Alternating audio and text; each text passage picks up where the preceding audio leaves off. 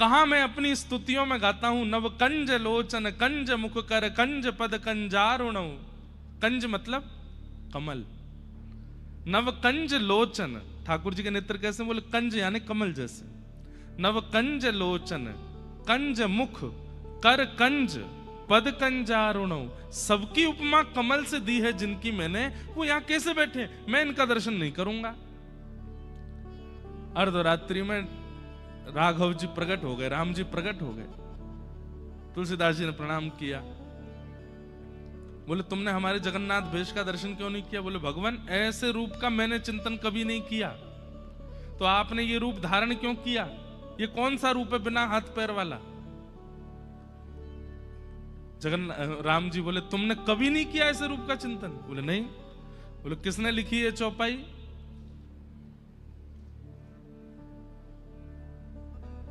कैसे है, मैं तो भूल गया। निज कर कर्म करहु विधि नाना, बिन पग चलहि सुनहि बिन काना। बिन पग चलहि सुनहि बिन काना, कर बिनु करम। निज कर कर्म करहु विधि नाना। बिना पैर के जो चलता है, बिना कान के जो सुनता है, बिना हाथ के जो सब कुछ कर देता है, ऐसे है प्रभु श्री राम। किसने लिखा ये? गोस्वामी जी को तुरंत याद आया, बोले अरे सॉरी प्रभु, मैं तो भूल ही गया था। बोले ये वही रूप है, जाओ दर्शन करो। बिना हाथ के हम भोजन करते हैं। और जगन्नाथपुरी में एक बात और है, कभी दर्शन करने जाइए, और दर्शन करने कभी क्या जाओ, हमारे साथ चलो। 17 सितंबर से 17, 18, 19, 20, 21, 22, 23, 17 या 18 से कथा है जगन्नाथपुरी में।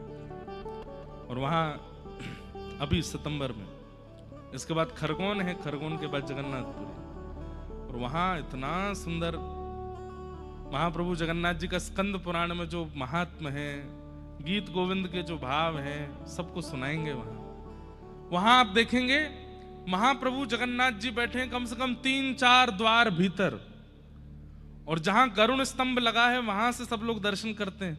गरुण स्तंभ के पीछे, गरुण जहां से सब लोग दर्शन करते हैं उसके पीछे भोग घर है, जहां पर ठाकुर जी की सब प्रसादी रखी जाती है। जगन्नाथ प्रभु अंदर बैठते हैं और कम से कम 3-4 आंगन पार करने के बाद तब वहां भोग रखा जाता है। तो मैंने एक बार पुजारी जी से पूछा, मैंने एक बार बताओ, मैंने कि भोग सामने रखा जाता है, किसी के घर भी जाएं तो सामने टेबल पे वो लोग सब सजा देते हैं, पर उसके बाद एक प्लेट लाके दी जाती है, उसमें एक एक सामान धर दिया जाता है, जैसे खाओ। ऐसे कौन खाता है, कितना अजीब लगता होगा। बोले कि यहाँ यही है कि महाप्रभु जगन्नाथ जी अपनी आजान बाहु कर लेते हैं और फिर ऐसे खाते हैं, दूर से ही आंगन से ले ले करके सब पाते हैं। उतनी देर बीच में जाने का किसी को अनुमति नहीं है। 5-6 आंगन छोड़ के भोग रखा जाता है, आजान बाहु होकर के ठाकुर जी पाते हैं। तो जैसी आपकी भावना वैसे ठाकुर जी हो जाते हैं। इसलिए भावना शुद्ध रखो। कंस की भावना में वो मृत्यु स्वरूप हैं, तो अत्यंत सुंदर श्याम सुंदर भी उसको मृत्यु के जैसे दिखाई दे रहे हैं। जिन श्री कृष्ण को देख करके गोपियां कहती हैं अक्षणवताम फलमिदम न परम विदाम, और उन श्री कृष्ण को कंस देख करके घबरा रहा है, ये कैसे हो सकता है? अरे स्पष्ट है, नृसिंह बन करके भगवान आए, हिरण्यकश्यप व्याकुल हो गया देख करके, लेकिन प्रहलाद जी भयभीत ही नहीं हुए। लक्ष्मी डर के भाग गई, सब देवता डर के भागे, पर प्रहलाद जी को भय नहीं लगा। क्यों? क्योंकि चित्त में जो भावना है उसके अनुसार ठाकुर जी। मुझे तो कभी कभी लगता है राधा रमन जी हमको काले दिखते हैं, बिहारी जी हमको काले दिखते हैं, राधा वल्लभ जी हमको काले दिखते हैं। ये जब तक काले दिख रहे हैं समझो अभी तक हमारे चित्त में भक्ति प्रकट नहीं हुई। जिस दिन ये नीले नीले दिखने लग जाएं समझो कि अब प्रेम प्रकट हुआ है, अब हमारा चित्त शुद्ध हुआ है। क्योंकि ठाकुर जी कारे थोड़े हैं, ठाकुर जी सांवरे हैं, ठाकुर जी नीलमणि हैं।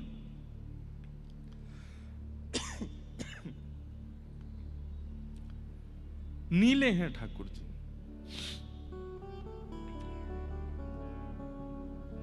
भगवान ने मल्लों के साथ युद्ध किया, 50 सीढ़ी ऊपर छलांग मार करके दोनों भुजाओं से कंस को उठा करके पृथ्वी में जैसे ही पटका प्राण निकल गए।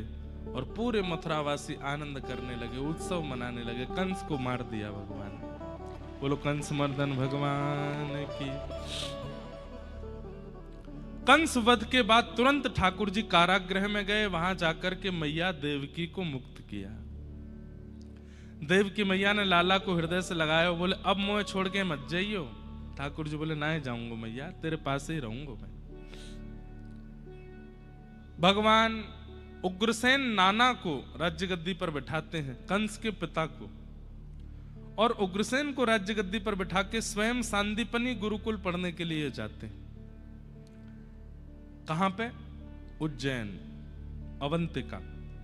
वहां ठाकुर जी पढ़ने के लिए आए। सोचो आजकल बच्चे 3 साल की उम्र में स्कूल जाना शुरू कर देते हैं। ठाकुर जी पता कितने साल के गए थे?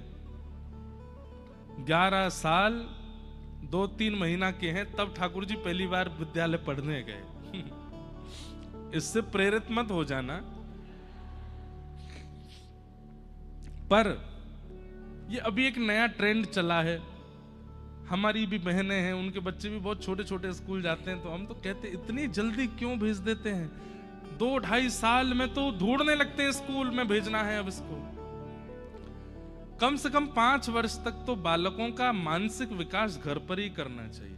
उनको खिलाओ पिलाओ। ये तो शास्त्राज्ञा है। लालयेत 5 वर्षाणि 10 वर्षाणि ताड़येत प्राप्ते तु 16 वर्षे पुत्रम मित्रवदाचरेत। शास्त्राज्ञा है कि 5 वर्ष तक जितना हो सके बच्चे को पढ़ाई वढ़ाई दूर रखो। माता पिता से दूर रहना नहीं चाहिए, जितना हो सके माता के साथ ही रहना चाहिए।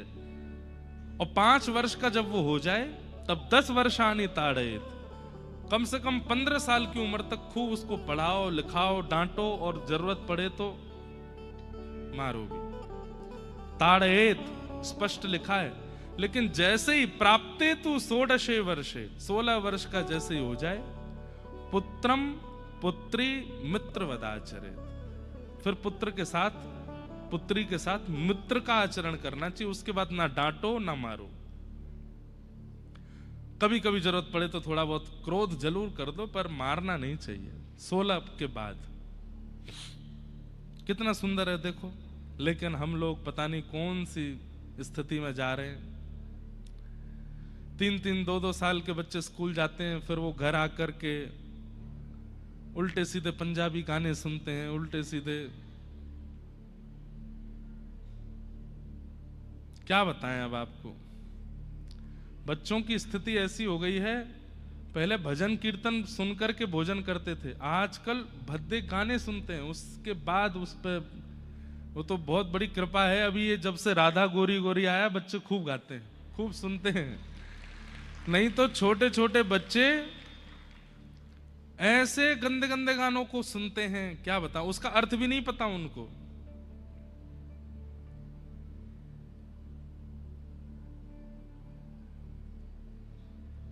हम तो यहां मंच से बता भी नहीं सकते कैसे गाने, छोड़ो। पर आप लोग विचार कीजिए, छोटे छोटे बच्चों को कथाएं सुनाओ, लीलाएं सुनाओ, कीर्तन सुनाओ, भजन सुनाओ, उसका आदि बनाओ उनको। तो भगवान 11 वर्ष कुछ महीने की अवस्था में सांदीपनी उपाध्याय जी के यहां पढ़ने के लिए आए। उपाध्याय किनको कहते हैं? जिनके समीप जाकर के अध्ययन करने का सौभाग्य भगवान को भी प्राप्त हुआ, उन्हें उपाध्याय कहते हैं। सांदीपनी उपाध्याय जी के यहां जाकर के भगवान ने अध्ययन किया, और वहां ठाकुर जी को अपने परम सखा मिले जिनका नाम था सुदामा। बचपन में जो ठाकुर जी के सखा उनका नाम श्री दामा है, और ये ठाकुर जी के मित्र सुदामा है। कुछ वर्ष वहां अध्ययन करने के बाद ठाकुर जी वापस मथुरा आए। जैसे ही मथुरा में प्रवेश किया, हाथी घोड़ा महाराज, खूब सारी पुष्प वर्षा हो रही है, लाखों की तादाद में मथुरावासी खड़े हैं। राजा धीराज वसुदेव नंदन देव की नंदन गौ ब्राह्मण प्रतिपालक श्री कृष्ण चंद्र महाराज की जय हो। लेकिन ये स्वर ठाकुर जी को अच्छे नहीं लग रहे। ठाकुर जी कह रहे हैं, यशोदा मैया कहती कान्हा, तनुआ, गोपाल, गोविंद, एक एक शब्द के वो नाम कितने सुंदर लगते थे। अब कितना लंबा चौड़ा मेरा नाम हो गया है और सब लोग पांव पूज रहे हैं। ठाकुर जी एक राजकुमार की तरह सुंदर वेशभूषा पहन करके, कहां वृंदावन में तो केवल कटकाचनी पहन करके ठाकुर जी घूमते थे। 2-4 माला गले में डाल ली और वो भी नहीं मिलती तो ठाकुर जी वनमाली भेष करते थे अपने आप। कभी आम के पत्ते तोड़ लिए, कहीं से नीम के पत्ते तोड़ लिए, उनके गुच्छा बना करके यहाँ पहन लिए, कहीं जाकर के खूब सारे पुष्प अलग अलग लेकर के अपने केश में गूंथ के यहाँ पहन लिए। कुछ बेल होती है ना ऐसे चढ़ जाती हैं जो ऊपर, उन बेलों को लेकर के अपनी कमर में कौंदरी बांध लेते, यहाँ पर बाजूबंद बांध लेते, यहाँ हाथ में पहन लेते। खूब सारी घास लगा लेते चारों तरफ और इधर, और फिर उसके बाद गैयाओं को बुलावे वाली जो श्रृंगी है वो बजाते, तो गैया पूंछ उठा के दौड़ के आती और ठाकुर जी मानो गैयाओं से कहते कि मैंने इतनी सारी हरी पत्ती लगा रखी हैं और कहां पाओगी, मेरे ऊपर तो चर ले। सब गैया ठाकुर जी के पीछे भागती। ठाकुर जी कभी टीला पे चढ़ गए, कभी पेड़ पे चढ़ गए, गैया सब चारों तरफ से घेर के खड़ी हैं। बीच में एक जगह ऐसी आवे सब गाय घेर लेती हैं ठाकुर जी को। ठाकुर जी नीचे लेट जाते हैं। अब कोई पैरों में चाट रही है, कोई यहाँ से घास चाट रही है, कोई इधर चाट रही है, तो जब जीभ से चाटने तो ठाकुर जी को गुदगुदी होती है। जोर जोर से हंस के ठाकुर जी निकल के भागते हैं। ऊपर से नीचे तक गैया की जीभ के रसायन से अभिषेक हो जाता है ठाकुर जी का, और फिर ठाकुर जी अपना मुंह पहुंच करके फिर घूमते हैं। लेकिन अब राजा बन गए, राजकुमार हो गए। सोने की जूती पहनते हैं, जड़ाऊ सोने के पटके पहनते हैं, सुंदर धोती पहनते हैं, राजा धीराज कहकर के सब स्वागत करते हैं। ठाकुर जी को ये भाता नहीं। वापस लौट करके ठाकुर जी जब आए, देवकी मैया ने अपनी गोद में बिठा लियो, मेरो लाला जन्म लेती चलो गो वृंदावन, माते आयो चलो गो विद्यालय, अब मोह छोड़ के मत जाइयो कहीं भी। ठाकुर जी बोले ना मैया अब नहीं जाऊंगा।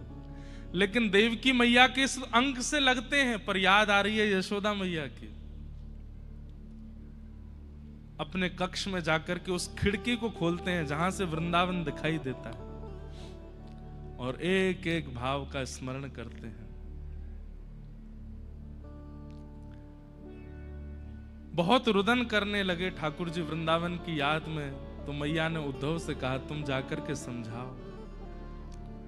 और उद्धव जी जाकर के ठाकुर जी से कहते हैं नाथ आप क्यों ऐसे हो रहे हैं, आप परमात्मा हैं, आप ईश्वर हैं, आप भगवान हैं। ये मोह होना, आसक्ति होना, व्याकुल होना, ये मानवों का धर्म है। आप परमात्मा हैं, आप मुक्त रहते हैं, आप ऐसे क्यों हो रहे हैं। ठाकुर जी बोले उद्धव मैं ज्ञान के पाश में नहीं बंध सकता, मैं वैराग्य के पाश में नहीं बंध सकता, पर पता नहीं मुझे ऐसा लगता है मैं प्रेम के पाश में बंध जाता हूं। प्रेम की रस्सी मुझे बांध लेती है। उद्धव जी सुन के जोर से हंसने लगे, बोले ये सब क्या है, प्रेम प्रेम कुछ नहीं होता ठाकुर जी, आप कहां विचार कर रहे हैं। भगवान बोले तुझे कभी प्रेम हुआ नहीं इसलिए ऐसे बोल रहा है। बंधुओं उद्धव अति प्रिय हैं भगवान के।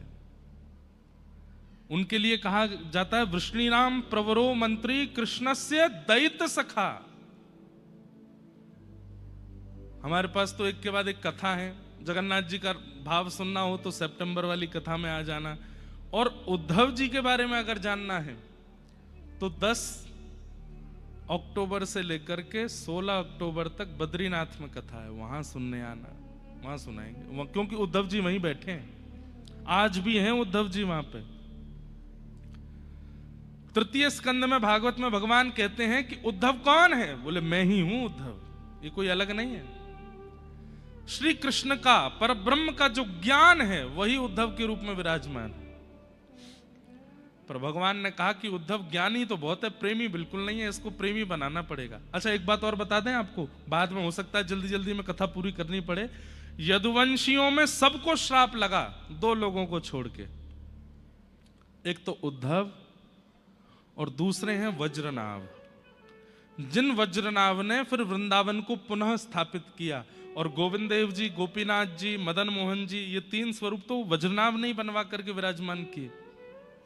और भी कई हैं, मथुरा में जन्मभूमि के पास में केशव देव जी का मंदिर है।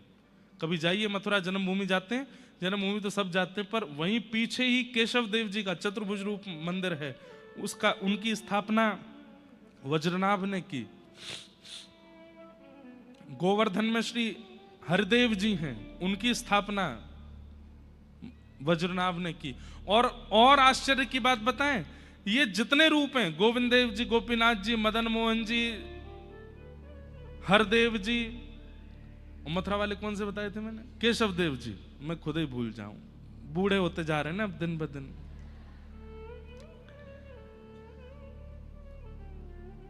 ये स्वरूप जो वज्रनाभ ने बनवाए हैं, तो जो स्वरूप का धातु है, वैसे तो वो ठाकुर जी हैं, पर वो धातु कौन सा है पता है?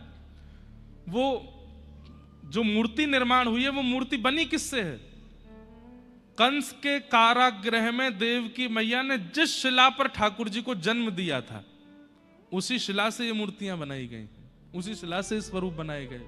फिर बाद में वज्रनाभ के बाद वो सब भूमिगत हो गए। तो फिर चैतन्य महाप्रभु के अनुयायी श्री रूप सनातन गोस्वामी दोनों वृंदावन आए।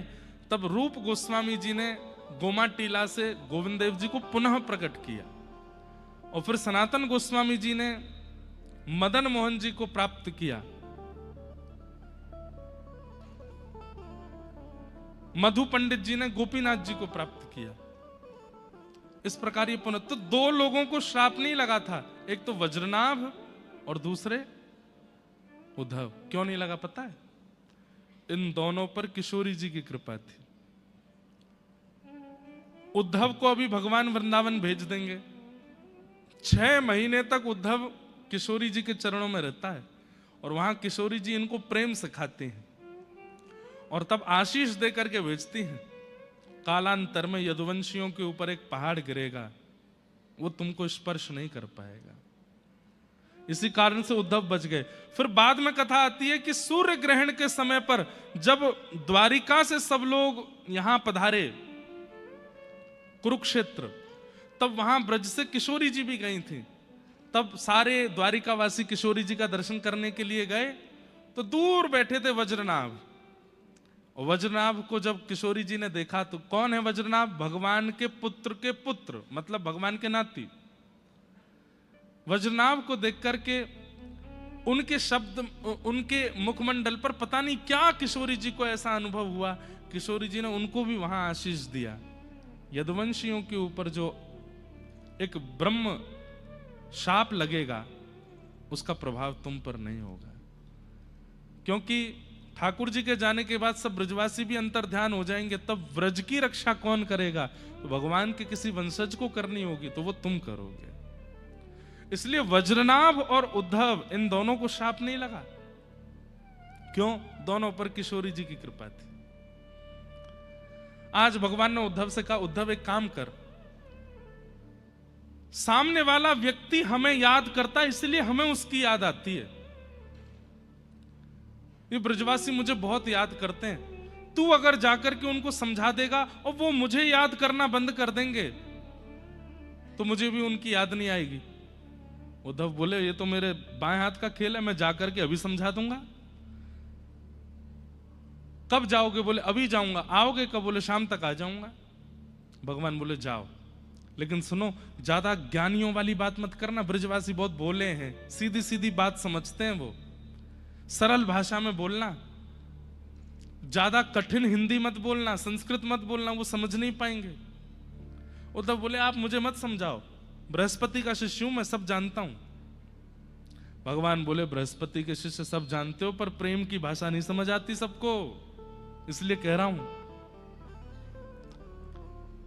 उद्धव जी महाराज बोले मैं जाता हूं, और उद्धव जी वृंदावन गए। वृंदावन की स्थिति बताने योग्य तो है, पर बहुत समय लगेगा, और कथा भी करुण भाव में पहुंच जाती है। सबसे मिलकर के जब उद्धव जी किशोरी जी के पास गए, सब गोपियां और किशोरी जी बैठी, और उद्धव को देख करके थोड़ी देर वार्तालाप करने के बाद में कहती हैं,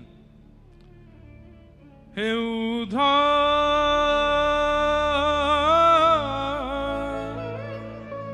मत आइयो समझाने जाके, कांटा लगे सो ही जाने, जाके कांटा लगे सो ही जाने। उद्धव, समझाने वाले 1000 खड़े हो जाते हैं कि अरे कुछ नहीं हुआ, कुछ नहीं हुआ, कांटा ही तो है। पर जिसको कांटा लगा है उसको पता होती है पीड़ा क्या हो रही है। तुम्हारे साथ घटना नहीं हुई है उद्धव, इसलिए तुम समझाने आ गए हो। पर कृष्ण जो यहां करके गए हैं वो हम भोग रहे हैं, इसलिए हमें मत समझाओ। क्या किया कृष्ण ने? जाए बसे हैं दूर विरज से, भेजते हैं संदेशा। 6 किलोमीटर दूर है यहां से मथुरा, और वहां जाकर के बैठ गए। हमसे बोल के गए थे कि परसों आ जाऊंगा, आज बरसों निकल गए यहां पर, अभी तक नहीं आए। और बरसों बाद भी याद आई तो खुद नहीं आए, तुमको भेज दिया। यही हमको हमारे प्रेम का रिवर्ट मिला है आज। हमने जो प्रेम किया श्री कृष्ण से, उसका आज श्री कृष्ण ने हमको उपहार दिया है। खुद नहीं आए, 6 किलोमीटर दूर है। राजा हैं, सोने के रथ में चलते हैं, चाहे तो आ सकते थे। हम गोपीत राह तकत हैं, रूप हो गया कैसा। हम यहां राह तकते तकते तकते हमारी स्थिति देखो क्या हो गई है। आपको पता है वृंदावन में एक आश्चर्य है। यहां बोरिंग करोगे तो पानी मीठा है, जहां आप बैठे हो वहां बोरिंग करोगे वहां खारा है, उसके आगे फिर मीठा है, फिर खारा है। क्यों? कहते हैं ये खारा पानी क्या है? बोले गोपियों के अश्रुबिंद है।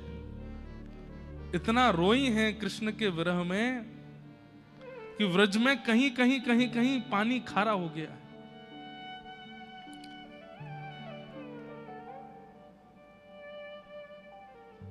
हम गोपीत राह तकत हैं, रूप हो गया कैसा। और उद्धव, यदि हम पर दया नहीं आई हो तो कम से कम यशोदा मैया पे तो दया कर लेता कन्हैया। पथराई मैया की अखियां, दर्शन उसका पाने जाके, कांटा लगे सो ही जा। मोर मुकुट वै जलती माला, उसको दी जो जाए। कहियो असुअन जल सो यमुना, खारी ना हो जाए। ले जाओ ये वंशी ऊधो, उसको याद दिलाने जाके, कांटा लगे सो ही जा।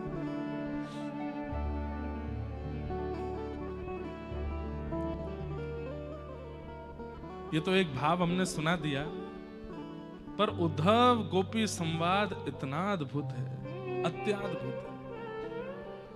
मधुपक तब बंधो मास्पृशांघ्रिम सपत्न्या, कुचविलुलित माला कुंकुमश्मश्रुभिर्नः, बहतु मधुपतिस्तन मानिनी नाम प्रसादम, यदु सदसि विडम्ब्यम यस्य धूतस्त्वमिद्रिक। हम समय में बहुत बंध जाते हैं, नहीं तो हमारा मन तो इतना करता है सुनाने का। गोपियां, और ये गोपी नहीं, एक बड़ी अद्भुत बात है, जहां कहीं भी गोपियों की स्तुति है ना, सब जगह लिखा है गोप्य ऊंचू, बहुवचन, बहुत सारी गोपियां बोल रही हैं। पर एकमात्र उद्धव गोपी संवाद में जो भ्रमर गीत है वहां लिखा है गोपी उवाच, एक गोपी बोल रही है। और वो एक गोपी कौन है? राधा रानी, किशोरी जी कह रहे हैं। उद्धव जी को समझा करके भेजा। उद्धव जी ठाकुर जी से कह के गए थे मैं शाम तक आ जाऊंगा, और कितने दिन बाद लौट के गए? 6 महीना बाद। और 6 महीना बाद जब ठाकुर जी के पास गए, बड़ी बड़ी दाढ़ी हो गई है, जटा बन गई है। ठाकुर जी बोले उद्धव तू तो कह रहा था शाम तक आ जाऊंगा, अब क्या हुआ? भगवान आपके लिए ब्रह्मांड नहीं है, मथुरा नहीं है, द्वारिका नहीं, सब छोड़िए, चलिए मेरे साथ। आपके लिए एक ही स्थान है इस पूरे ब्रह्मांड में, और वो है व्रज।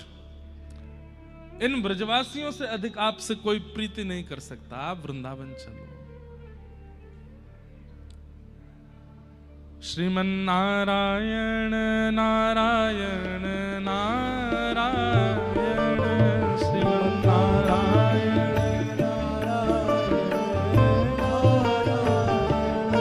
भजमन नारायण नारायण नारायण,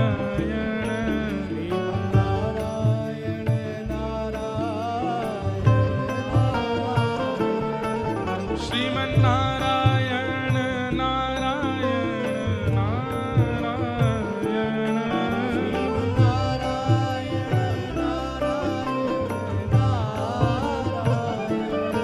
भजमन नारायण नारायण नारायण, भजमन नारायण नारायण नारायण, श्रीमन नारायण नारायण नारायण,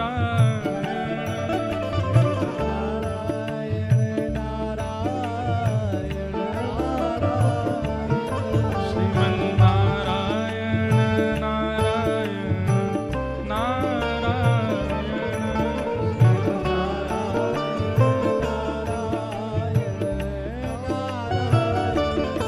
भजमन नारायण नारायण नारायण, भजमन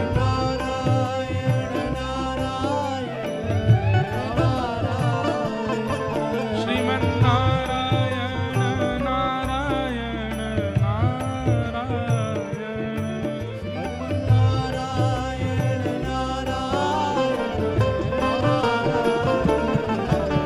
श्रीमन नारायण नारायण नारायण, करताल बजा के गाओ। भजमन नारायण नारायण नारायण, भजमन नारायण, श्रीमन नारायण